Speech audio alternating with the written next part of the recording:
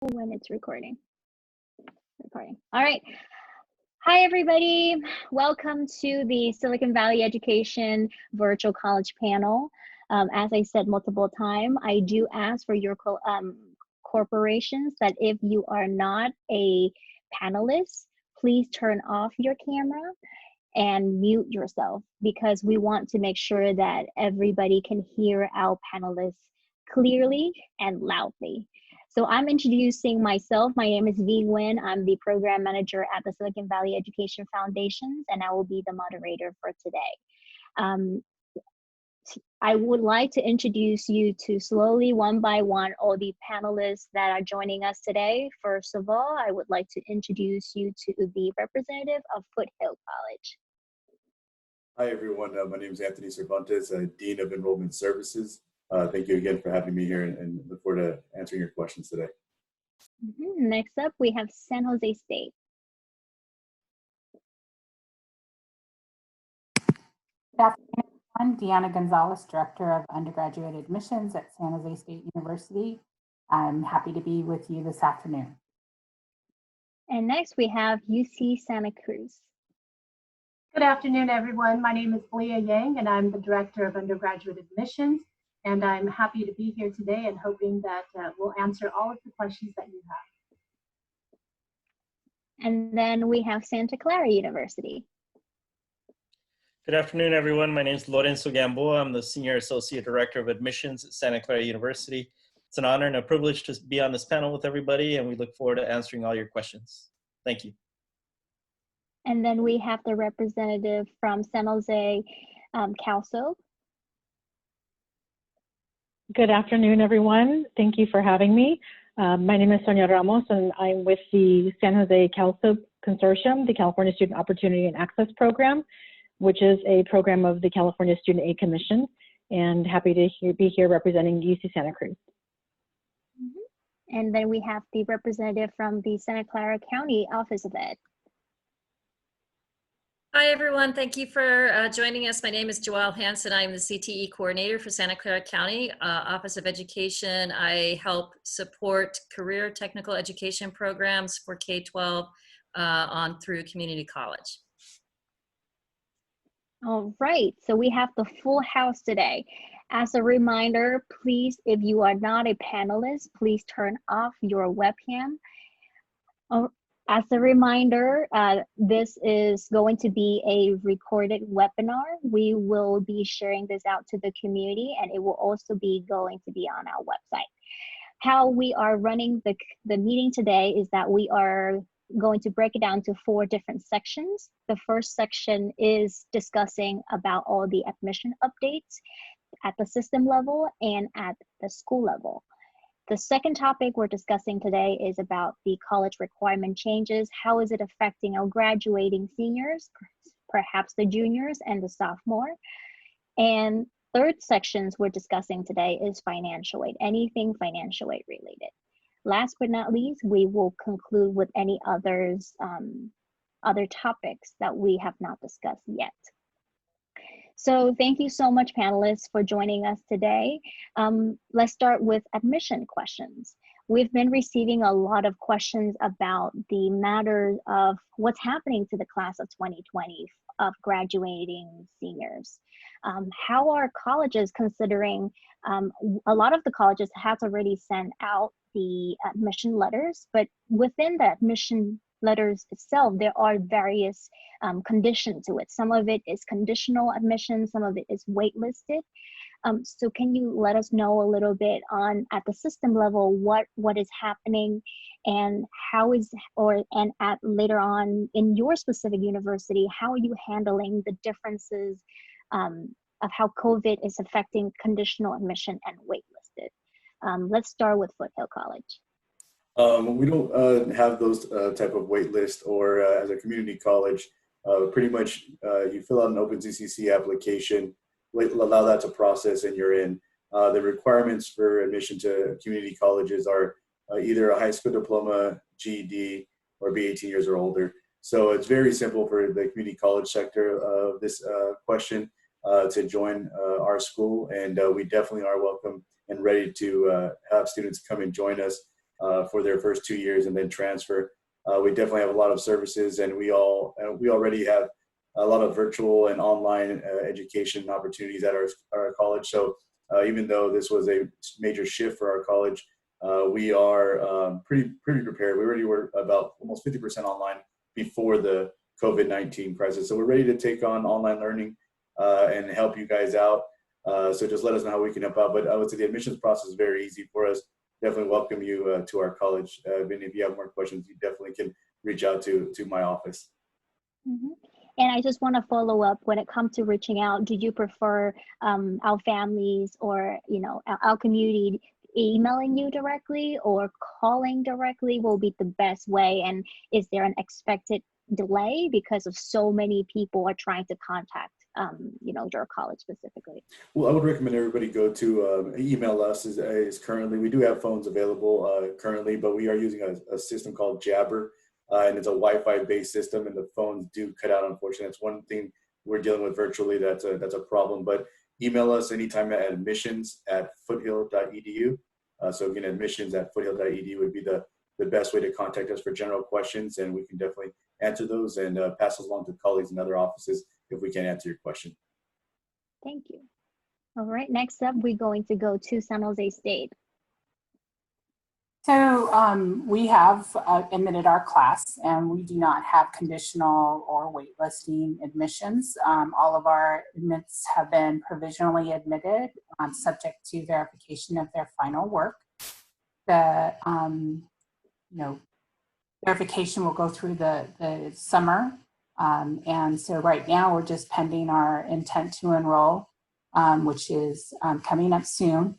And I know there's another question, but we are looking forward to bringing our class in who want to be at San Jose State. Mm-hmm. And is there a CSU level system mandate or for the overall 23 campuses on how they're dealing with perhaps conditional admission or waitlist? Each campus has their individual processes. Because San Jose State is an impacted campus, we have not used waitlisting in a long time. And there are some campuses, because they're impacted, they do utilize the waitlist. But during this time, I believe that many of the campuses have chosen not to, because there's just a need to get students in and give them provision. So I can't speak to every campus, but I know that the waitlist is, at least on some of the campuses, has been used in the past. Thank you. All right, next up we have the representative within our UC system. Great, thank you. So in terms of conditional admission and also waitlisting, all of the students who have been offered admission to the UC system, it is conditional, and that condition is predicated on students finishing strong, performing at the same level or, even above in their senior year. There's the test scores and the exams that we would expect to receive by the July 1 deadline and July 15th. So that's really what the conditions is, is that whatever you have reported in your application, we expect students to see through fruition and to graduate. But having said that, we know that things happen, and even in an ideal, year, students make changes to their schedule. And so the first piece of advice I would say is to make sure that you are in direct communication with the campus that you are very interested in. Perhaps you've already submitted your intent to register, or you're thinking about it because our May 1 SIR deadline is approaching. And so, in terms of the conditions, we still expect our students to hold to that part. But with COVID-19 impacts, we know that there are some changes that we're going to accommodate for, and those will be, considered case by case. It's really important for students to reach out directly. In addition to that conditional piece, most of you, I hope, have heard about the system-wide UC waivers. And the waivers take into consideration, I have it here, suspending the letter grade requirement for A through G coursework, suspending the standardized test requirement. This is specific to students who will be, who are juniors now and will be applying in 21. And also, meeting the deadlines for July 1 and July 15th with regard to transcripts and the exam scores. making sure that because of any delays, we will not disadvantage students, because of those circumstances. And so that also speaks to the conditional waitlisting, happened prior to the COVID-19 impacts, and it is a way for UC campuses to make sure that we don't come over and that we're able to admit all of the students that we have spots for. And so how we look at our wait list is the principle for who is taken off the wait list, I think for the most part, is going to be that next band of students who we wanted to admit, but we couldn't, right? So while it might be on the hearts and minds of people, the COVID impacts shouldn't really have a role in how we're working with our waitlisted students. Typically, we wait until about after May 1 to look at where we land with our numbers, and then we start to make those offers. But I think the impacts that students might be experiencing with, credit or past grades and not being able to enroll in courses, we can certainly talk about that through the session. Got it. Thank you so much for that. I will have a follow-up questions for all of you because I think this is so interesting for me as somebody who's working in this field. And last but not least, I want to hear your voice from Santa Clara University of how you're handling different lists of students. Thank you, V. Yes, so as far as the wait list, institutions like Santa Clara and others, we do revise the wait list because of the same reason my colleague just mentioned. We try to prevent over-enrollment. And we want to make sure that the students that do end up coming to our campuses have equal opportunity and access to any resources to be as successful as possible on our individual locations. What we are taking into consideration, though, is that we're trying to learn as much about the impact of COVID as you are.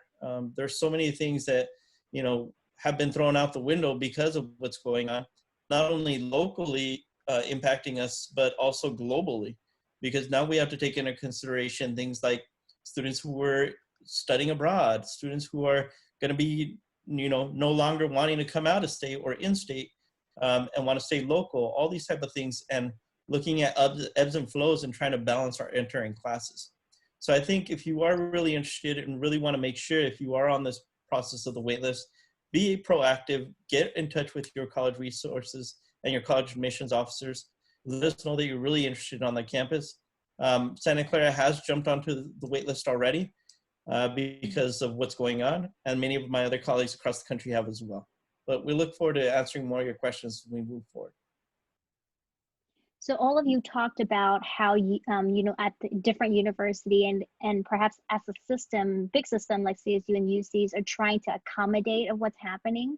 There's one question that we receive from the student is that, what if they did get admitted this year, but because of the COVID-19 and there's so many things up in the air, fall 2020, they're expecting it to be an on-campus experience, but now it could look quite different and it could look 100% virtual. So therefore, there are conversations about how a graduating senior could defer it perhaps 1 year or one semester later on. So how, as different universities and colleges, how are you handling this? Or do you have some sort of advice for our students on whether they should take a gap year, 6 months gap, or a 1 year gap, because this does tie very closely into their financial aid. Let's go to Foothill. This question definitely getting more towards the 4 years, but I would say, come join us now. I would say, don't take that break. I think we have our online education and our faculty are prepared to serve you now, and they are constantly planning to improve this virtual experience, even for our student services, even our clubs. We're making events virtual so that you can get out and do something different through the virtual Zoom partnerships and things like that. So come join us. Don't stop your education right now when you're on a good flow. And we definitely will have the resources for you. We have tutoring, everything virtual. We've worked all that out. So again, services are here for you to support you. So definitely come and try us out. Again, we're open in the summer as well, summer classes. You want to come try a summer class, that's also a 6-week course. You can get an experience of our online learning environments. And again, if you have more questions, always email us. And we also have an online learning office that can give you more information as well. All right. San Jose State? Well, timing's everything. This morning, I learned that San Jose State has made the decision to go online for fall 2020. It's out there in the media. So, you know, like I said, timing's everything. Just learning about this about 2 hours before I got on this call has put me in a situation where I have probably a lot of questions and very few answers in relationship to that. In terms of current students, our current students are online and have been since the beginning, well, actually probably the beginning of March. So that has worked out in terms of connectivity for the students and having them. It certainly has been an experience for all of us and a big change for our students and our staff. But as my colleague mentioned, we are here for the students. I know this about my staff. They're working incredibly hard to process the admissions, to process transfer credit, to process all of the transcripts that are going through the systems, and they're doing it on a small laptop at home. So the community's patience with us and understanding for all of our systems is greatly appreciated. But this is what I do know today. San Jose State is a huge institution, part of a big institution of university. We're powerful. We know we can do this, and I would encourage students that you know, choosing San Jose State, whether you're online or in person, is a great option for you. The many things that we have to offer you, whether it's going to be online or in person, is going to outlast this time. I know that down the road, 4 years from now, when you cross that stage in graduation, you will look back on being part of history, being part of the class that entered during this pandemic, and just look back and say, I was part of history, and we made it through. So, you know, I know it's an emotional time for people, and I feel very strongly about the fact that choosing CSU and choosing San Jose State is the right way to go. And any other questions to follow up on that, just let me know. But know that there's a lot of questions and very few answers right now. Just hours old. All right. UC Santa Cruz. Thank you. So I took that note from Deanna about going to fall 2020 fully remote. On the Santa Cruz campus, that decision has not been made, but we have decided that our summer sessions, of which we have multiple, is going to be offered through remote instruction. So that decision was made, and we are moving forward in that direction. No decision on fall yet, and I think that this can be echoed across the University of California. I know that campus leadership are talking, you know, on their own campuses and looking at their infrastructure, and then of course working with their counterparts across the 9 undergraduate campuses. And as we know, you know, we hope to know as early as possible and to share that information with you. For us specifically, we're hoping to get decisions sometime mid-May or a little thereafter, and we will make that, as I said, available to you as soon as possible. But I recognize, you know, I have to really commend Anthony and Deanna, you know, for the encouragement for students to really take the opportunity and to engage in your education, because you are on this path already. And I too, you know, would encourage you to look at the opportunities that you have, even though it is remote instruction. Know that all of the faculty and staff were working really hard. You know, it came, depending on your institution, you know, the request might have come with very short notice, but everyone really has pulled together to provide our students, our current students, with the opportunity to continue to learn, because that time to degree and, you know, making sure our students are supported so that they can graduate, you know, that is why we do the work that we do. So I encourage you to take those opportunities. Now, I know that for some of our students, remote instruction may not be in their favor. and or there might be other circumstances that would prevent you from being able to start. For the Santa Cruz campus, we do offer a deferment for 1 quarter, and that you can seek the opportunity to do that through an appeal process. If you go to our website, you will look at our appeals webpage, and then you can go ahead and select the miscellaneous appeal. So you have the option to defer for 1 quarter to start in winter 21. You also have the opportunity to defer an entire year, and that would be to start in fall 21. And then, you know, some students, rather than going through those processes, they just want to have a gap year to do whatever it is that they want to do and then reapply. And that option is certainly available as well. I can't speak for the other 8 campuses, but, you know, a deferment is something that is common among us, and we exercise as much flexibility as possible, especially, you know, during this time. Thank you so much for that. And next we have Santa Clara University. So right now, Santa Clara as well has not made the decision of what we're going to be doing. We are currently marching along with the same idea that we will be presenting back into classes in the fall. I think one advantage that our school will have is that we are on the quarter system, so we do start a little bit later than many of our colleagues across the country who are on the semester system. So we will be learning as much as possible. We want to educate ourselves with data and science and all that stuff.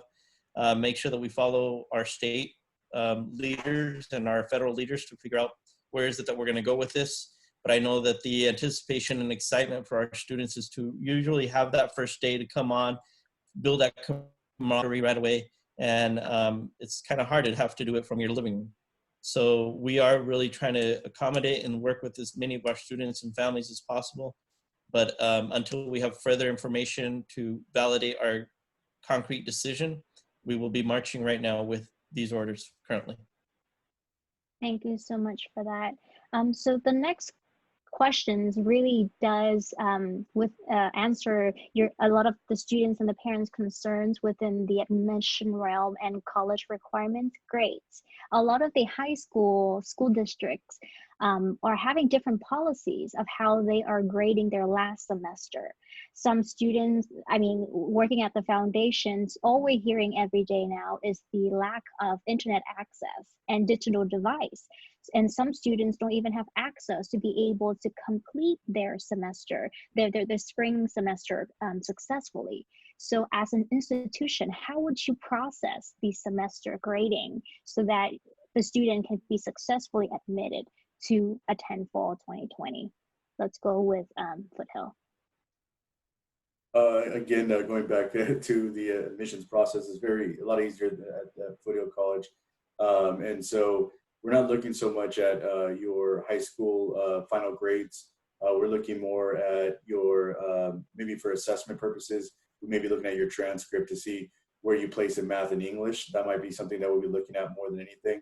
And then just putting you in the right path to meet your educational goals, you know, and all of that in the beginning. Sort of what V was talking about, that virtual divide and things. Foothill College is definitely trying to help students with that problem by developing a program of loaner laptops, other different things that we're trying to do to help you out with funding from the state level. So definitely reach out to us if you find yourself in that scenario where you don't have the right technology to complete your courses. Again, we do have a program, loaner laptop program, and we're looking at more funding to get that going, maybe to our foundations or from the state level. But we definitely are looking to help students get them in and out of college as easy as possible, still even during this time frame. Mm-hmm. So just to clarify, because some of the questions that we receive is that right now, my grades, imagine that I'm a graduating senior, my grade is an F right now, and I have no chance of improving my grade because of my barrier.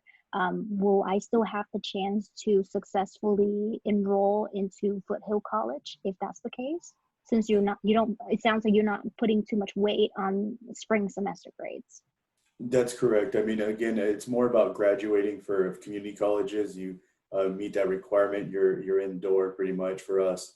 But it is something that, you know, you want to take a look at as far as future transfer and things like that, making sure we get that student back on the right path. You know, the COVID-19 did play a role in people's finals grades during the spring term, even for our students who are currently in college. And we've made some changes for those students as well by helping them switch over classes to an excused withdrawal, or students to a no pass for their failed grade. We're helping that, but that's guidance from the state that we received. So we're able to do that for our current students. So future students as well, they would have opportunities like that if we continue moving in this COVID-19 timeframe and all these guidances from the state. So definitely trying to be student-centered, student-focused, so you can meet your transfer goals. Thank you so much. All right, next we have San Jose State. So San Jose State has communicated out, actually the CSU has communicated out all of our COVID-19 admissions practices and policy changes, and they are listed on our Cal State Apply or Cal State website. I will post the website address in the chat. I think that the main concern for students is, that student you mentioned, that he or she is not performing currently well and has no opportunity to complete out or make up the course. We're going to work with students case by case, but the policy does state that they can recover the grade over the summer. And it's not normally something we would allow for entering freshmen to complete A through G over the summer. They'd have to complete it normally by the end of spring. Our policy is that we will allow the student to complete that coursework over the summer. Now, how that is managed by the student's ability to get a summer class is something that we'll have to deal with again with case by case. However, there is an opportunity for the student to work with us, and we're going to try to work with them and be as flexible as possible. So if the student does tell us, hey, I found a community college class that I can take online, will that help? Yes, it will. And if they take it and they seem to not do well, we'll work with them then as well. But they will be able to enroll in the fall semester if they communicate with us. And again, it's going to be a case-by-case situation.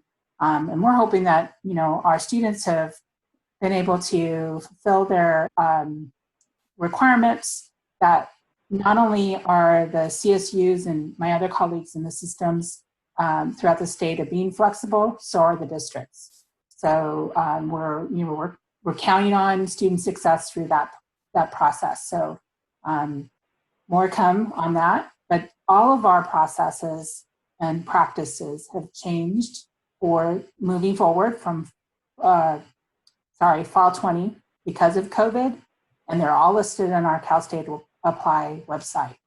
And I'll put the website out there. Got it. So like, say for example, if I am currently not doing very well in my last semester, and somehow I was able to find a supplemental class at the community college level that offered online during summer, then I can just email the admission office at San Jose State directly to explain my case, and it will be treated fairly. That's true. We would want you to communicate with us at admission at sjsu.edu. The student should provide proof that they're enrolled in a course or going to enroll. Understandably, there's some delays in getting that kind of information. But I think from my experience just now, in terms of working with our community college partners, I know that there's some social distancing and some time gaps because people aren't going in the office all the time, but we are getting transcripts, and students can get the information that they need. They just need to ask. So thank you. All right, UC Santa Cruz. The same would apply for us, when we talk about exercising flexibility and working with students and, meeting them where they are. Again, most important is for students to reach out directly to the admissions offices to explain the circumstances If that is because they don't have access to a computer and therefore, their performance in their academic subjects is suffering tremendously, if it's because of intermittent internet, accessibility, and or, their school adopted an all credit or pass, system of grading for that term. So we just need to know, reach out to us, give us the scenario and, whatever information you think is appropriate, and then let us work with you. And that is always the best path forward. And where we can, we're going to exercise flexibility. I think you brought up a perfect case scenario where, maybe a student was not able to pass a course and or have access to a course, but they could do that over the summer, and that for me, as I sit and think about the different cases I've seen over the years, that's not out of the ordinary for us, right? We will work with students.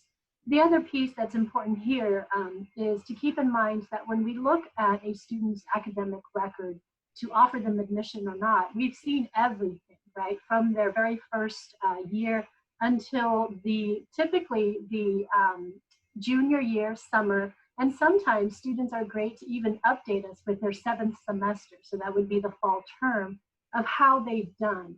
And knowing what they've done in their historic performance and their potential, that to me is going to guide us much more than what happened in this one semester, right?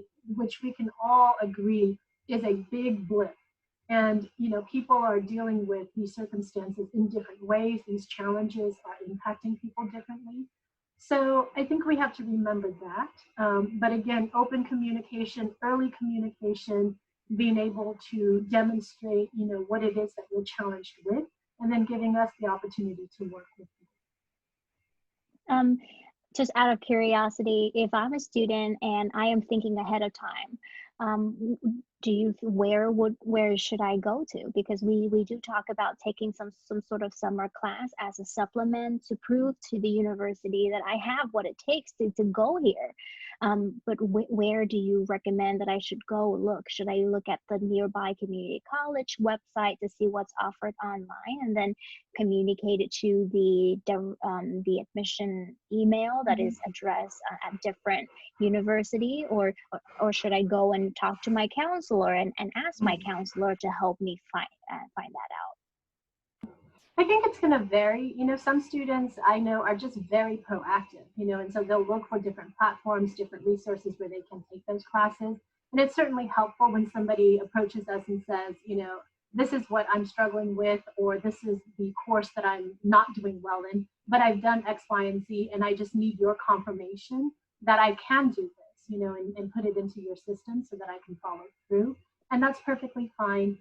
We're more than happy to problem solve with the student if they present their situation. So, I don't think a student has to feel like they have all the answers, but, as always, right, especially now as you're getting ready to make that jump into your college career, your ability to advocate for yourself, to do that research, to take those steps early, that's all great planning and preparation for your success in your college career. So I would always encourage that. But no, don't feel like you have to have all the answers. That's why we're here, is to problem solve and give you some resources, whatever it is that we have, at our fingertips to support you. Thank you. And Santa Clara. And before you answer, I would like to add a little bit more to make our conversation more interesting. In the context of Santa Clara University, which is a very great university in the Bay Area, a lot of students, specifically juniors, who are currently working their best to be able to have the most competitive GPA to be able to go to certain university. That being said, I don't think Santa Clara has a minimum GPA like the CSU or the UC system. But how would that, being affected or change within, the university? Really good question. I would say that, overall, any institution that you're looking at, whether it be community college, whether it be a private, we're all going to be looking for students who really want to persevere and push the limit and become somebody better. I think what we want to be seeing is that you step up to this challenge, and COVID has presented an incredible mountain that we need to hopefully get to the peak of, and that's what we want to see. is, yeah, you're going to fall. And we want to know, did you fall, but how did you get back up? Explain to us those things. It will be a case-by-case basis. What we really want to see is, can you persevere through difficult times? This should not be an excuse to allow yourself just to fall because you can, and use this as a crutch and say, oh, I failed 5 classes because I'm not used to online. No, because we expecting that when you apply, you bringing this caliber of, hey, I'm ready and I'm ready for the next step. Show us that you can really get through it. And as long as you do that with any of our institutions and really explain it to us, you will be fine. At the end of the day, what we as admissions officers or representatives for an institution, what we want to see is that we will bring you to any campus to be successful. At any point in time that you put us into that corner where we have to question that success, then that's where it can get a little iffy for you. You can get rescinded. And then there will be students who will be on the wait list for some campuses that are ready to take that spot if available. And Santa Clara is no exception. We will, I will expect students to meet us to a certain level. Of course, we will be flexible, but there's only a certain level that we can be flexible enough to say, hey, you're ready to come to this next level. So across the board, from community college to the four-year university, what I'm hearing is that if you're a student right now, please email your whatever school that you would love to attend in the fall and let them know your case. And I am a big believer, and I think our admission teams at various universities would love to hear your struggle, because keep in mind, every time when you email an admission officer, they have a record of it. They are willing to help you as much as they can. But the thing is, what Santa Clara University have said, you need to be the proactive one. If you don't let them know, they will never know, right? So that's seemed to be the across message that I'm hearing. So the next sections that we will bring our panelists to is the realm of financial aid. A lot of financial aid evaluation around this time has always been about, oh my God, how tuition is expensive. Now, unemployment every day, we hear on the news, my mom and dad, could potentially get laid off and stuff like that. So a lot of the questions that we have been receiving here at the foundation is specifically at your college or within the system as a whole, do you have some sort of emergency funds or assistance for your future fall 2020 students? And if so, how can the student access to that? And perhaps you can also, for those campuses that offer work study, within the realm of work study, if the student cannot work on the campus, are there opportunity that if I get admitted in fall, can I work online? And let's start with Foothill. Yes. So one thing I think major, especially when we talk about cost, one luxury I think community colleges have are promise programs. So for first-time students, we're talking about your seniors now about to graduate. These your first 2 years are free. And so Foothill College also has some additional incentives such as book waivers and things like that as well, because of the funding that we received from the state for the Promise program. We do also offer emergency loans through financial aid as well, if in case you don't qualify for financial aid. But again, the Promise program, you don't have to, you pretty much qualify if you're a first-time student to college. So there's no financial aid requirement as far as your family contribution that is not looked into. So you're pretty much qualified as long as you're a first-time student for the Promise program. And then we definitely offer other book programs as well. And we're trying to have a lot of our books have become low-cost textbooks options, especially with us being virtual. But there is that population of students that want that hard book. So we definitely would say look for the best way to get that book at a discounted rate as much as possible, and we'll help you with that through our bookstore as well. But we do also offer other programs through financial aid, such as emergency loans, and also through our foundations. And speaking of the promise, is there a cap on how many students can be eligible for this promise program?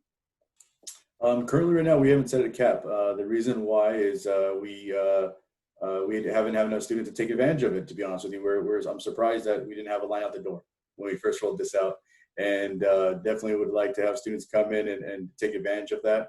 And if you're not in your area, your local community college also has promise programs as well. But Foothill College definitely would love to help you out with that process and that step. I think we're right now about 900 students that are taking advantage of that promise program. And we'd definitely like to grow that. So definitely come by and take a look at that and talk with our financial aid representatives and on how to complete that. But it's very simple. You just have to complete a FAFSA. You be a first-time student, and then that's pretty much it. I mean, you're good to go. So just definitely come talk to us about that. And then be a full-time student. I'm sorry, I missed that one step. Full-time student. And for students who have learning differences or students with learning disabilities, we do also have a reduction if you're approved through our Disability Resource Center as well. So if you have a course load reduction approval, you'll still be eligible for the Promise program. So just let us know how we can help out with that. Thank you. Next, we have San Jose State.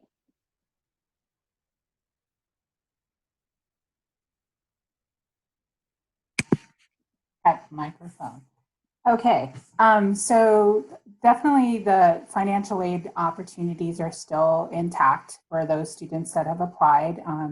We are still awarding our incoming class, and I think the question goes back to if they are awarded work study, are they going to be allowed to work even though we aren't going to be on campus? Our current students who are in work study and student assistants throughout the campus, some of them have not been able to work because the majority of them are in positions where they have to be on campus, their food service or other types of on-campus services that rely on folks being there.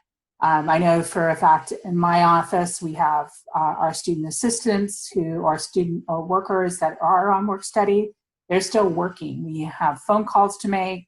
We've got documents to review. So my office is actually a really good office to work in because I can keep them employed with lots of work. If that is still there, of course, we're going to continue to do that. Our student assistants and work study students in our outreach department are definitely working very hard on yielding the class. So those are things that are working out.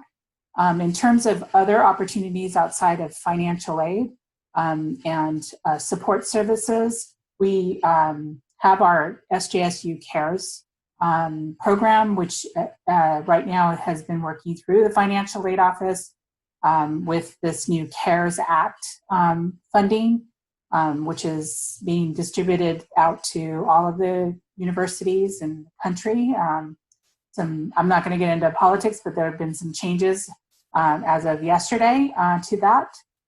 So according to our financial aid director, we're working through the process and hopefully getting those funds to our continuing students as soon as we can. We have a very robust SJSU Cares program that helps students not just for the moment, but to kind of move into a better place if you are food insecure or homeless or home insecure. And that program is working with students every day. Our food pantry has been open even though we have not been on campus. They've made arrangements for our participants to come on campus and get their distribution of food through the pantry. Donations are coming in. This is definitely a time for folks to make those donations to support our students. We have a campaign going on right now. But we definitely know that there's a crisis with our students, and we are here to support them. And we continue to see different cases. And like I said, this program and the financial aid office work closely together. They're not just helping them for the moment. They're trying to help them for the moment and beyond. So we're here to do that. And I hope I answered the question because I think I lost track of it. But yeah.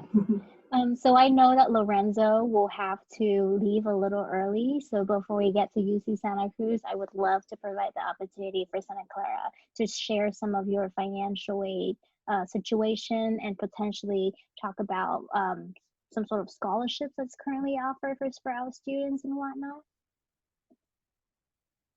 Well, these are definitely challenging times for everybody, I think, across the country. Yes, as my colleague just mentioned, the CARES Act has very, very different strings tied to it. So it has made it a little difficult, but we are trying to push through all the different things to make sure that any student who needs the funding can have access to it. All they need to simply do is reach out to the financial aid office. There is a form that they can submit, and we can make the funds actually come through.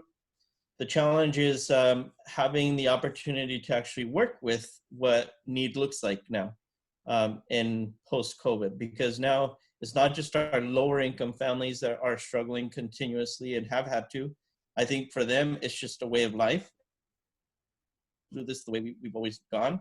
But now it's the middle income and upper income, middle income levels that are struggling to come to that realization of like, wow, now, you know, it is getting desperate. We haven't been able to work. How do I put food on the table? How do I do all these things? Things that they probably have never had been challenged with before. And how do they reach out to institutions when they've never had to? I think those are the hardest families to have to reach out to. But we're trying to be as proactive as we can and trying to make sure that all students know that there will be resources available for you. I think we're pretty fortunate. We actually live in a wonderful location where generous alumni and companies have stepped up and all that stuff. But the demand is still there. It is a nationwide issue, global issue, in fact. And we want to make sure that even students who aren't here, but also overseas, coming over abroad to study here, understand that we are here to help them as well. So. I know that you do have to leave early in 3 minutes. Any last comments from Santa Clara before you leave? I would just like to tell anybody who's online and students, you know, take this opportunity to really reflect. I think it has pushed us into this corner of not feeling comfortable and all these things. But I think at the end of the day, really, you do get to appreciate the quality of time that we have, many of us have not had with our own families in these close quarters. You get to now really analyze what is it that really means something to you personally. If I could give any advice to any sophomores, juniors out there, take a diary now and start writing down, you know, 5 sentences every night about what you're feeling, what are you going through, because these type of moments right now are the ones that are going to help you develop who you're going to become and hopefully find that campus, whether it be community college, whether it be at the CSU, the UC, or a private, where you're going to shine and hopefully become somebody better. But these opportunities that COVID is exposing us to shows us that it's not just about you. It is literally about the person right next to you, your neighbor, your person across the state, the person across the world, that all connects us. And as you can see, COVID sees no boundaries. So please find that conscience, that competence, that compassion, and best wishes in the future. And don't hesitate to reach out to any of us. Thank you so much for that. And then let's go to UC Santa Cruz.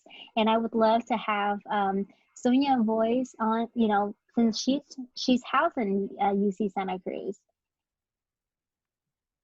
I just wanted to start by echoing everything that Deanna and Lorenzo have shared in terms of, you know, the financial aid offices working so hard to make sure that continuing students get their aid. Their aid is adjusted based on their need. Excuse me. And then for new students, that they get the preliminary aid awards so that they can have a sense of what it is that they can expect. We know that excuse me, families are going to be impacted, have been impacted, or will be impacted as we go forward. And so it's key to know that you can always reach out to the financial aid office and ask for a reassessment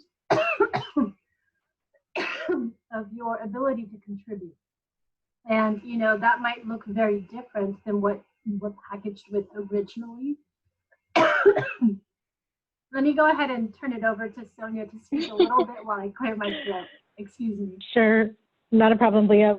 Yes, and so what we want to be able to convey to students is that as they're making decisions about their award letters that they've received and taking into consideration all of the grant and the aid, because we are in this unprecedented time and financial situations are changing every day for students and families, that it is important for them to reach out to the financial aid offices for that reassessment, so that additional information can be taken into consideration and they can really look at what the true situation looks like financially for families.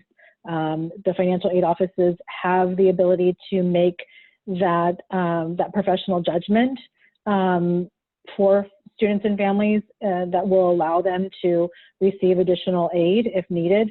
And so it's really important that our students are continuing to maintain that communication with financial aid offices. Right now, the best way to communicate with them is through email. Majority of them are responding via email, and it may take a day or two, but definitely reaching out to the financial aid offices, and also making sure that students are checking their portals on a daily basis. They have their portals such as My SJSU or My UCSC, and those financial aid portals, that information is all there, and that is a means of communication as well to their financial aid office. So just making sure that they're checking that information on a daily basis and connecting. I do have a follow-up questions though. Like say for example, I have not decided to commit to a university yet, Sonia, but I want to know if the universities that I'm looking at are actually supporting me financially. And I also get support through FAFSA. So do I then email somebody at FAFSA and then email different university financial aid to be able to put together the most realistic package for me as of this point? What do you think? So students, once they're accepted to the campuses that they've applied to, they will receive their financial aid award letters. And so that is happening now as we speak. Students have been receiving their award letters, and they can begin to utilize tools, financial aid award calculators, and I can share a link to some through the chat, but making sure that they really sit down and look over those financial aid award letters very closely. They all look very different. They all use somewhat similar but different language to identify their gift aid, the loans that they're being offered, scholarships, but it's really important that they take that time to really do a side-by-side comparison.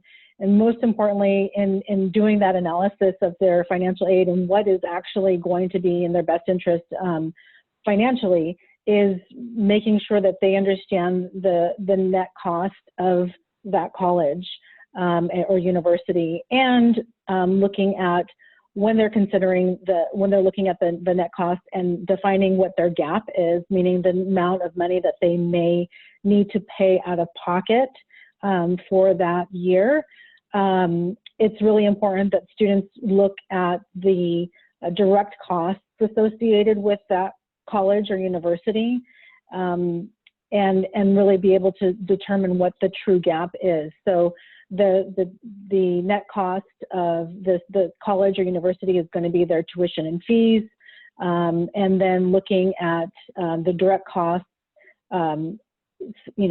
associated with the gift aid or scholarships and grants, making sure that they are able to look at that to better assess what it is that they will be paying for out of pocket or be responsible for in some shape or form. So that practice, sitting down with your counselor, with your college representative, or college access program representative, is really important to take that time and look at those award letters closely. Always wanting to make sure that you're taking into consideration the gift aid and scholarship, the free money first, and then looking at your loans at the very last. And if you need to access a loan, then you want to make sure that you're accessing the federal loans, and more importantly, a federal subsidized loan first before an unsubsidized loan. So, you know, it's a real reality. Many of us, many students have to take a loan, but making sure that what you're looking at is affordable for you and your family, and ideally without loans. But if you have to take loans, that they're, you know, the minimum amount that you really need. I also wanted to say, I think Sonia brought up a very good point about that direct cost, right? So often when you get a preliminary aid award, they will show you the cost of attendance for the whole year, whether it's a quarter system or semester system. And that cost of attendance is comprised of many different things. That can be cost of tuition, that can be fees, that can be room and board, transportation, personal expenses, and it also has student health, you know, costs for that. And really thinking thoughtfully about what, you know, it is that you need. What are some of the things that you can get away with in terms of personal expenses? If the average cost is, you know, $1,500, can you get by with $500? So, you know, there's lots of conversations that you'll have to have. So we only have around 4 more minutes left, and I know there's a lot of questions. The chat box is booming with a lot of questions. So if you have any questions, please submit it through our bit.ly/SVEF College Ask. And you can easily find this link on our on SVEF Silicon Valley Education Facebook page or on our website. I want to use this last 3 minutes, oh my God, for all of our admission directors to, well, except for Lorenzo, because he already spoke, to have a closure. And I would politely ask within 45 seconds, very quickly, what would you say to the juniors, the seniors, the sophomore, the mom, the dad, anybody who is being affected because of COVID and because of this whole thing? Let's go to, you know what? I would like to feature Joelle first, because she has, there wasn't enough opportunity for her to speak today. Yeah, I just wanted to thank everybody in the panel and let all our participants who are listening in know that the conversations that are happening at the K-12 level with transitioning to distance learning are the same conversations that are happening with our college educators also. It's parallel. We're in this all together. The learning curve for everybody is a continuum. And the students, we're really looking out for with K-12 and the community colleges and state and universities and private colleges is what's best for our students. And that's really been the focus of the conversations and all the meetings that I've been at, which gives me, you know, some level of feeling like we're on the right path. I don't think this is going to go away. Distance learning is probably now going to be a permanent part of education, and how we go about it is it's a learning cycle, and we're working this together. So your input in the surveys helps us guide our next discussions and hopefully our next panel. So I also wanted to give a shout out to my awesome admin, Esther, who has been helping us with this. So I want to be mindful of time. We are literally 1 minute away from closure, and I know Deanna needs to go. Any last goodbye? No, it's okay. So just to frame it in what people should be thinking about, and I guess going back to the original question in terms of sophomores and juniors, certainly families need to make a choice. Families are planning for now, currently, and so I think people just need to do their best to understand that San Jose State's been around for more than 160 years. We're not going anywhere.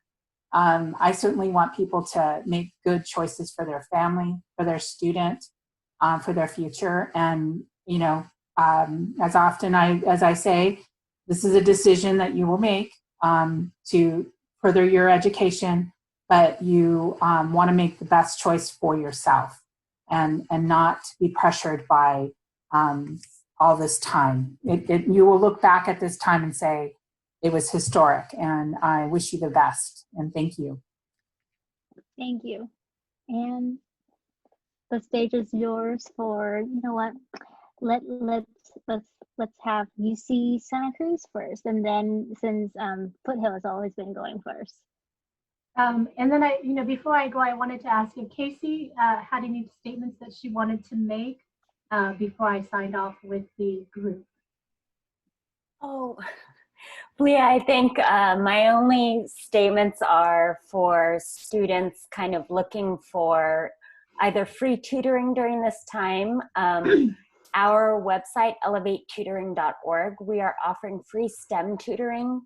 And because of COVID-19, we're able to extend our reach. We were limited by, kind of our area, Santa Clara County, but with COVID-19, we're offering free STEM tutoring into the summer for low-income students. So if you have any students who need tutoring, please send them to our website. They could fill out a free tutoring application and we'll get them connected to one of our tutors who can help them with math or science or tech. So yeah, that's all. Thanks. I don't have anything, enlightening to say really, other than, I think that the challenge that all of us, no matter our role, no matter, what our family makeup is, the communities that we come from, COVID-19 has been an extremely large challenge for all of us, impacting us in different ways. But I have been so amazed, at the resiliency of our communities, our students, our children, everybody coming together. And that is so heartwarming. And all of us who are here today trying to figure it out, trying to take the next best step for our students, that's what's really going to lead us forward. Deanna also, Joelle made a great point about, post-COVID, what is the world going to look like? And as challenging as it has been, we have learned great lessons. These have served as opportunities for us to think about ways to deliver education to students, not just in our neighborhoods, but across the world. It's shown us ways that we can communicate and connect with employees and with families. I look at those opportunities and how much we've learned. And those are the things that I think I'm going to take into the future, as the Director of Undergraduate Admissions at UC Santa Cruz, in my partnerships with my colleagues today, and in working with students and families. It's been an eye-opener, but a great opportunity to really think differently. Thank you so much. And then Foothill. Thank you. So definitely I want to congratulate class of 2020. I know you are missing proms, senior trips, graduation ceremonies, and I have two nieces that are seniors that are in your steps, and I wanted to watch them walk. But congratulations. Look forward to helping you out, and come take a look at us, and any sophomores and juniors on here. Come take a look at our dual enrollment program. You can start college now as well, and try our virtual classes. Okay. Look forward to helping you guys out, and feel free to email me, call me anytime. Have a good day. All right, last but not least, we have Sonia from San Jose CalSoap. Oh, you're unmuted.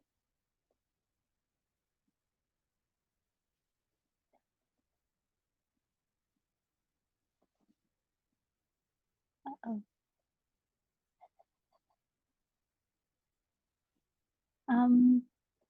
Well, working with Sonia, she is an amazing person when it comes to everything financial aid in the Bay Area.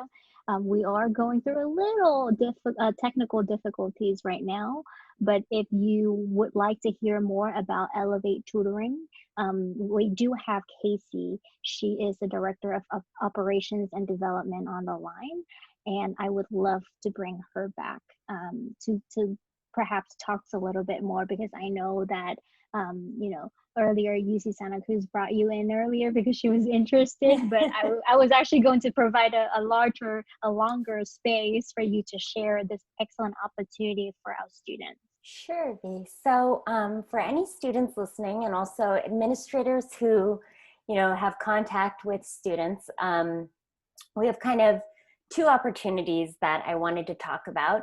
Elevate Tutoring is a nonprofit based in Santa Clara.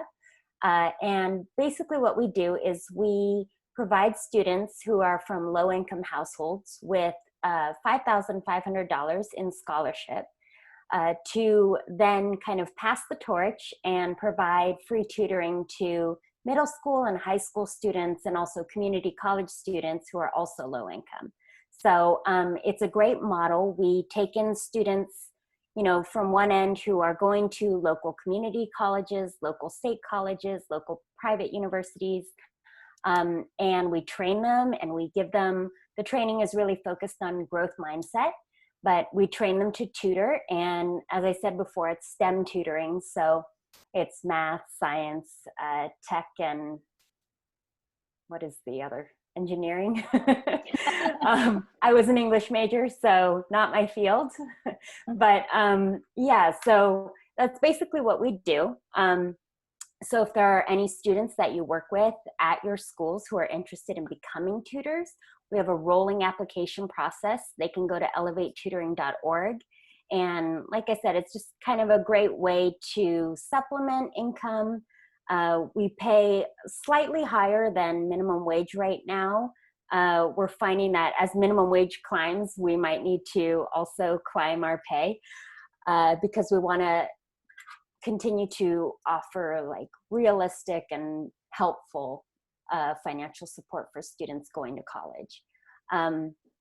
So yeah, that's one end is the tutor fellowship, and the other end is, as I said before, the free tutoring service that we're offering right now.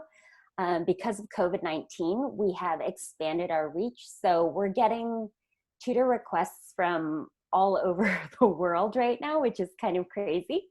But while we are remote, we're happy to do it. So unlike before where we were kind of limited to where our tutors could drive, now we don't have those boundaries. So we're taking students from all over the country. If you have any low-income students who really need tutoring one-on-one, we can offer that. And the application for that is also through our website under the tutoring tab for free tutoring services. And is there a contact information that our community can email you or to call you? Absolutely, yeah. So there's free tutoring at elevatetutoring.org, or you can email me directly, Casey, K-A-C-Y, at elevatetutoring.org. Either one will get to me and we'll get you connected to the resources that you need. Thank you so much. And for all the graduating seniors who are constantly evaluating your scholarships, your financial aid, there is another opportunity out there for you. Here at the foundation, we're working very closely with Wells Fargo and the San Jose Earthquakes to offer $1,500 worth of scholarship for all the graduating seniors. And again, we understand very clearly the struggles that you're all going through, all class of 2020 is going through. To apply for this scholarship, please go to the bit.ly link /2020 goals for education. Again, we will send this out, and this is a recorded session. We will send all the information that we talked about today to you, so you don't have to manually write it down or anything like that. So once again, thank you so much for everybody who's listening in. Thank you on behalf of the Silicon Valley Education Foundation. We thank you, panelists, for joining us.